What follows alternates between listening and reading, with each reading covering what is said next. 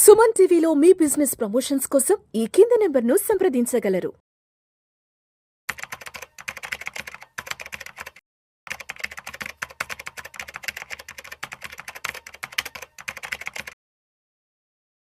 Welcome to Vishnu talks. నేను మీ విష్ణు. ప్రస్తుతం నాతో పాటు NISM and CRISIL certified wealth manager Revanth Chalmala ఉన్నారు. వారితో మాట్లాడదాం. నమస్తే రేవంత్. నమస్తే అండి. Revanth, welcome to Vishnu talks. Thank you sir. Revanth, ఈ వీడియోలో పర్టికులర్ గా మనం రిటైర్మెంట్ టాపిక్ గురించి కొంచెం డీటెయిల్ గా మాట్లాడదాం. ఓకే రేవంత్, మీకు గుర్తుందో లేదో, ఒక 20-25 సంవత్సరాలకు ముందు రిటైర్మెంట్ అంటే చాలా సర్వసాధారణమైన విషయం. అంటే మన గ్రాండ్ పేరెంట్స్ ఓ 25 ఏళ్ల క్రితం ఓకే రిటైర్మెంట్ అవుతున్నారంటే ఒక 55-56 ఏళ్ళు వచ్చాక అప్పుడు మాట్లాడుకునే వాళ్ళు, ఇంకొక 3-4 years లో రిటైర్ అవుతాము, మనకేదో డబ్బులు వస్తాయి, ఒక 15 లక్షలు, ఒక 20 లక్షలు, 30 లక్షలు వస్తే ఏమన్నా సొంత ఇల్లు కొనుక్కుందామనో లేదంటే ఇంకేదన్నా ఫిక్స్డ్ డిపాజిట్ చేద్దాం, అంతవరకే ఉండేది. బట్ రీసెంట్ టైమ్స్ లో ఈ రిటైర్మెంట్ అనేది ఇదేదో ఒక పెద్ద ఏదో బ్రహ్మ పదార్థం అయిపోయింది. అంటే ఇప్పుడు 60 ఏళ్ల వయసులో రిటైర్ అవుతాం కదా, 25 ఏళ్ల వయసు నుంచి రిటైర్మెంట్ గురించి ఇప్పుడు మాట్లాడుకుంటున్నారు. 30 ఏళ్ళకి అంటే 30 ఏళ్ల వయసు నుంచి ఇప్పుడు రిటైర్మెంట్ గురించి ఆలోచన అయిపోయింది. ఎందుకంటారు రీసెంట్ టైమ్స్ లో ఈ రిటైర్మెంట్ అనే కాన్సెప్ట్ ఎంత పెద్ద హాట్ కేక్ అయిపోయింది? అసలు ఈ రిటైర్మెంట్ అనే దాన్ని ఎలా ప్లాన్ చేసుకోవాలి అంటారు అసలు? సో మీరు అన్నారు 30 ఏళ్ల క్రితం అంటే మన గ్రాండ్ పేరెంట్స్ లేదా వాళ్ళ పేరెంట్స్, తాతలు, ముత్తాతలు, వీళ్ళందరూ అప్పుడు కూడా అసలు మనకి రిటైర్మెంట్ అనే ఒక వర్డే లేదు. అంటే పదవి విరమణ అంతే, ఏదో అయిపోయింది, తర్వాత బతుకుతాం. కానీ ఇప్పుడు ఏమైంది, రిటైర్మెంట్ అని అంటే చాలా ఫైనాన్షియల్ కాన్సెప్ట్స్ అని, ఇన్వెస్ట్మెంట్స్ అని, అది లేకపోతే కష్టం అని, ఇట్లా రకరకాలుగా జరుగుతుంది. సో ఫస్ట్ అది ఎందుకు అవసరము, ఎందుకు ఇప్పుడు ప్లాన్ చేయాల్సిన అవసరం ఉంది, ఇంతకు ముందు లేని అవసరం ఇప్పుడు ఎందుకు వచ్చింది, వీటి గురించి మనం అర్థం చేసుకోవాలి. ఇప్పుడు సింపుల్గా చెప్తా సార్, ఒకప్పుడు ఊర్లో మనకి ఏదైనా ప్రాబ్లం వచ్చినా కానీ అక్కడ ఊర్లో ఉండేటువంటి ఒక RMPO లేకపోతే ఒక MBBS డాక్టర్ అనే సమస్యలు చూసేవాళ్ళు. కానీ పరిస్థితులు మారే కొద్దీ రకరకాల స్పెషలిస్టులు వచ్చారు, వాళ్ళని అడాప్ట్ చేసుకోవటం, దానికి అనుకూలంగా ట్రీట్మెంట్లు తీసుకోవటం. అంటే ఇక్కడ పోను అంటే మనకి తరాలు మారే కొద్దీ మనకి ఇక్కడ కొన్ని డెవలప్మెంట్స్ అనేవి జరుగుతున్నాయి. అంటే ఆరోగ్యపరంగా జరుగుతున్నాయి, అండ్ ఫైనాన్షియల్ పరంగా జరుగుతున్నాయి, అండ్ కుటుంబ పరంగా జరుగుతున్నాయి, పెట్టుబడుల పరంగా జరుగుతున్నాయి. సో ఎప్పుడు కూడా ఒకేలాగా లేదు. ఒకప్పుడు మనకి ఏదో కొంతవరకు ల్యాండ్ ఎక్స్చేంజ్ చేసుకుంటే, అదే మన దగ్గర ఉన్నటువంటి పళ్ళు ఇస్తే వాళ్ళు ఇంకొక గూడు ఇస్తారు, ఇంతవరకే ఉండేది. ఉన్నదాంతో ఎక్స్చేంజ్ చేసుకుని బతికేసుకునే వాళ్ళు. ఆ తర్వాత కొంచెం సంపాదించుకోవాలి, ఉన్న దాంట్లో బతకాలనేది ఉండేది. సో ఇంతకుముందు తాతలు ఏదైతే పని చేసేవాళ్ళు, ముత్తాతలు, తర్వాత మన తాతలు కూడా దాదాపు అదే పని కంటిన్యూ చేశారు. వాళ్ళు వ్యవసాయం అయితే అదే పని, లేదు ఒక ఏదైనా గూడ్స్ రిలేటెడ్ బిజినెస్ అయితే అదే బిజినెస్, అట్లా కొనసాగేది. కుటుంబాలన్నీ కూడా ఒక దగ్గర కలిసి ఉండేవి. ఇప్పుడు ఒకవేళ ఇంట్లో పెద్ద మనిషి కనుక పనిచేయని సిచ్యువేషన్ లో ఉంటే అదే పనిని అక్కడ కొడుకులు, కూతురు వాళ్ళందరూ కలిసి ఆ పనిని చూసుకునేవాళ్ళు, ఆయనని ఇంట్లో కూర్చోబెట్టుకుని జాగ్రత్తగా చూసుకునేవాళ్ళు. పోను ఏమైంది, మన పేరెంట్స్ దగ్గరకి వచ్చేసరికి అసలు ఆ ఊరు నుంచి వేరే ఊరు సెటిల్ అవ్వడం మొదలైంది నిదానంగా. అంటే అసలు ఏదైతే యాక్చువల్ మనం చేసేటువంటి పని ఉందో ఆ పని నుంచి కొంతవరకు బయటికి వెళ్ళి, అంటే వలస బయటికి వెళ్ళి చేయడం అనేది మొదలైంది. దీంతో కొంతవరకు అక్కడ స్లోగా స్ట్రెస్ స్టార్ట్ అయింది. చూసుకునే వాళ్ళు లేరు, బాగా వింటున్నాం, చూసుకునే వాళ్ళు లేరు, అది ఇది అని చెప్పేసి మన పేరెంట్స్ జనరేషన్ స్టార్ట్ అయింది. అసలు యాక్చువల్గా మన పేరెంట్స్ జనరేషన్ దగ్గరకు వచ్చేసరికి అసలుకి వాళ్ళని పట్టించుకోవడానికి కూడా స్కోప్ లేనిది, వాళ్ళకి ఎటువంటి డబ్బులు రాని సిచ్యువేషను. ఇంతకుముందు డబ్బులు వచ్చేవి, ఎందుకు, అదే పని నెక్స్ట్ కొడుకులు కూడా చేసేవాళ్ళు కాబట్టి ఇంట్లో అందరూ కూడా అంత సాధ్యం అయిపోయింది. కానీ ఇప్పుడు ఆ కండిషన్ లేదు. సో బేసిక్గా ఏదైతే ఫ్యామిలీ బిజినెస్, ఉమ్మడి కుటుంబాలు ఏవైతే ఉన్నాయో ఇప్పుడు అవి లేవు. సో ఎవరి లైఫ్లో వాళ్ళు ఎక్కడికంటే అక్కడికి, ఒకళ్ళు వేరే ఊరికి, వేరే ఉంచి, వేరే రాష్ట్రానికి, వేరే దేశానికి, ఎవరి జీవనోపాధికి అనుకూలంగా అటు వెళ్ళిపోతూనే ఉన్నారు. ఇప్పుడు మనం వచ్చాం, ఓకే. ఇప్పుడు నెక్స్ట్ మన కండిషన్కి వచ్చేసరికి దీన్ని ఏమంటారు, మనము ఒక స్మాల్ సైజ్ ఫ్యామిలీ కల్చర్లోకి వచ్చేసిన తర్వాత, ఈవెన్ ఇప్పుడు సింగిల్ పేరెంట్ కల్చర్లోకి కూడా వచ్చేసిన తర్వాత అసలు మీ గురించి ఎవరు చూసుకుంటారు?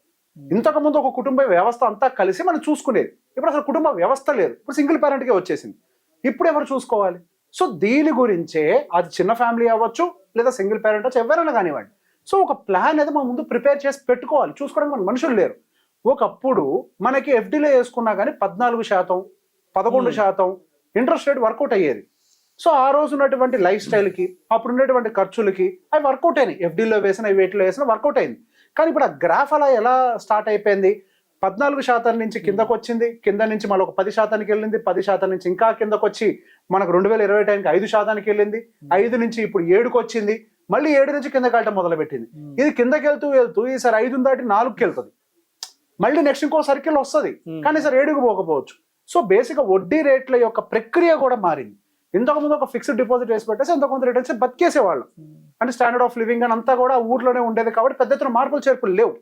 కానీ ఇప్పుడు పేరెంట్స్ కూడా హెల్త్ రీత్యానో పిల్లలకు తోడుండే రీత్యానో మెట్రోపాలిటన్ సిటీస్కి రావడం కూడా మొదలుపెట్టి. కానీ ఇక్కడ ఖర్చులు అంటే ఇక్కడ లైఫ్ స్టైల్ అక్కడ లైఫ్ స్టైల్ చాలా తేడా ఉంది. సో ఖర్చుల పరంగా కూడా తేడా వచ్చే అవకాశం ఉంది. సో ఇప్పుడు మనం దేన్ని చూస్ చేసుకోవాలి? మనం పెరుగుతున్న లైఫ్ స్టైల్కి అనుకూలంగా ఏవైతే ఇన్వెస్ట్మెంట్ టూల్స్ ఉన్నాయో వాటిని మనం సెలెక్ట్ చేసుకోవాల్సిన అవసరం ఉంది. సో ఇంతకుముందు ఈవెన్ పీపీఎఫ్లో లేకపోతే ఇవన్నీ కూడా కొంత బెటర్ ఇంట్రెస్ట్ రేట్ ఇచ్చేవి. కానీ ఇప్పుడు అదే కండిషన్ మనకి మార్కెట్లో లేదు. ఎందుకనంటే వడ్డీ రేట్లు అనేవి తగ్గడం మొదలుపెట్టాయి. అండ్ ఇంతకుముందు మనకి చాలా అంశాలు లగ్జరీ కేటగిరీలో ఉండేవి. ఒక ఏసీ తీసుకోండి, ఒక కారు తీసుకోండి, ఎందుకు ఒక 2-వీలర్ బైక్ తీసుకోండి, ఒక డాబా ఇల్లే తీసుకోండి, అన్ని కూడా ఒక లగ్జరీ కేటగిరీలో ఉండేవి. ఇప్పుడు అవి కాస్త నీళ్ళలోకి మారిపోయినాయి. అంటే ప్రతి ఒక్క దాంట్లో కూడా మనకు ఒక ట్రాన్స్ఫర్మేషన్ జరుగుతుంది. సో ఈ ట్రాన్స్ఫర్మేషన్ జరుగుతున్నప్పుడు మనకి వీటికి అనుకూలంగా మన పెట్టుబడులు కూడా ట్రాన్స్ఫార్మ్ అవ్వాలి. మనం వాటిని అంచనా వేస్తూ ట్రాన్స్ఫార్మ్ చేసుకోకపోతే ప్రాబ్లం అవుతుంది. ఇంకొక పాయింట్, ఇప్పుడు బేసిక్గా ఇంతకు ముందు పిల్లలు చూసుకునేవాళ్ళని చెప్తున్నాం కదా. ఇప్పుడు ఏమైంది, మన భారతదేశంలో మన ఏజ్ గ్రూప్ వాళ్ళు దాదాపు 50% ఉన్నారని చెప్పేసి మాట్లాడుతున్నాం. హైయెస్ట్ యంగ్ పాపులేటెడ్ కంట్రీ అని చెప్పేసి. ఇప్పుడు ఎంతమంది పిల్లలు పుడుతున్నారు? ఎంతమందికి అసలు పిల్లలు పుడుతున్నారు? పుడితే ఎంతమంది పుడుతున్నారు? అంటే మనం యాక్చువల్గా ముసలి వాళ్ళం అయ్యే టైంకి మనకి సర్వ్ చేయాల్సినటువంటి పాపులేషన్ తక్కువ ఉంటుంది. అంటే మనం సర్వీస్ తీసుకోవాలి అని అంటే తక్కువ ఉంటది కదా, అంటే డిమాండ్ ఎక్కువ కదా, అది ఎక్స్పెన్సివ్ గా మారిపోతుంది. మీరు ఒక సర్వీస్ ఒకవేళ డబ్బులు పెట్టి కొనుక్కోవాలన్నా చూసుకునే వాళ్ళు లేరు అనుకుందాం, ఉంటే మంచిదే, ఉండాలని కోరుకుంటాం. లేరు అన్న కండిషన్ అనుకోండి, ఆ సర్వీస్ ఎంత ఎక్స్పెన్సివ్ అవుతుంది. ఇప్పుడు యుఎస్ లో కానీ యూకేలో కానీ వెస్ట్రన్ కంట్రీస్ అన్నింటిలో కూడా ఒక మనిషితో పని చేయించుకోవడం చాలా ఖర్చుతో కూడుకున్న పని. అవును కదా. ఎందుకు? Because of the population. అంటే సేవ చేసే వాళ్ళ యొక్క సంఖ్య తక్కువగా ఉంది కాబట్టి రేపు అది మనం ఎదుర్కొనే అవకాశాలు ఉన్నాయి కదా. అంటే number of young people in the next 20-30 years will be very less because of the low fertility. It could be multiple cases, దానికి ఏదైనా కారణం కానివ్వండి. సో ఇక్కడ ఇన్ని రకాలుగా మనకి మారుతున్నాయా, చాలా ఫాస్ట్ గా ట్రాన్స్ఫర్మేషన్ జరుగుతుంది. ఒకప్పుడు ఒక ట్రాన్స్ఫర్మేషన్ జరగడానికి ఒక 10-30 ఏళ్ళు పట్టేది, తర్వాత ఒక 10-15 ఏళ్ళు. ఇప్పుడు 5 ఏళ్ళకు ఒకసారి ట్రాన్స్ఫర్మేషన్ జరుగుతుంది. ప్రతి 5 ఏళ్ళకి అన్ని మారిపోతున్నాయి. సో ఇట్లా ఫాస్ట్ గా మారుతున్నటువంటి ప్రక్రియలు ఒక ప్లానింగ్ అనేది కరెక్ట్ గా లేకపోతే మనం సర్వైవ్ అవ్వడం చాలా కష్టం. మనం ఏదో మన ఇంటి దగ్గర నడవడానికి లేదా ఎక్కడికో ఒక ఊరికి నడవడానికి మధ్యలో ఒక చిన్న తేడా ఉంటుంది. ఊరికి నడిచేటప్పుడు మధ్యలో అవసరాలు ఉంటాయి, దారులు ఉంటాయి, అడ్డంకులు ఉంటాయి. ఊరు అంటే ఒక దూరం. ఇప్పుడు రిటైర్మెంట్ అనేది ఒక డిస్టెన్స్ లో ఉంది. మనకి తెలిసి మన ఇంటి చుట్టుపక్కల మనకు తెలుసులే అన్నంత దాంట్లోనే మనం ఆలోచించడం కూర్చుంటే మనకి ఏదైతే మనకు తెలియని దారి ఉందో అక్కడ అడ్డంకులు ఉంటాయి. కాబట్టి ఒక ప్లానింగ్ అవసరం. ఎటువంటి అడ్డంకులు వస్తాయో కూడా మనకు తెలియదు. ఇప్పటిదాకా మనకు ఉన్నటువంటి ఒక ఎవల్యూషన్ మాత్రమే తెలుసు. గోయింగ్ ఫర్దర్ మరికొంత ఎవల్యూషన్ కూడా జరగచ్చు. సో దానికి కూడా మనం ప్రిపేర్ అయి ఉండాలి. అట్లీస్ట్ ఇప్పుడు జరిగినటువంటి మార్పులకైనా మనం ప్రిపేర్ అయి ఉంటే రేపు రాబోయేటువంటి మార్పులకి మనం అడాప్ట్ అవ్వటం అని కొంత ఈజీ అవుతుంది.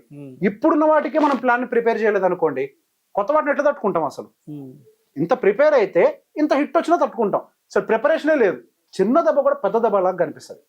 సో ఖచ్చితంగా ప్రతి ఒక్కరు వాళ్ళ యొక్క రిటైర్మెంట్కి సంబంధించి మారుతున్నటువంటి సందర్భాలకు అనుకూలంగా రియలిస్టిక్ వరల్డ్లో నిలబడి కొంతవరకు ప్లానింగ్ అనేది చేసుకుంటూ పోవాలి. ఇప్పుడు మనకు చాలా మంది ఐటీ ఎంప్లాయీస్ వీళ్ళందరూ కూడా కనపడుతున్నారు కదా. నాకు చెప్పాను 40 అబోవ్ నా దగ్గరకు వస్తూ ఉంటారు. వాళ్ళందరిలో భయం కూడా అదే స్టార్ట్ అయింది.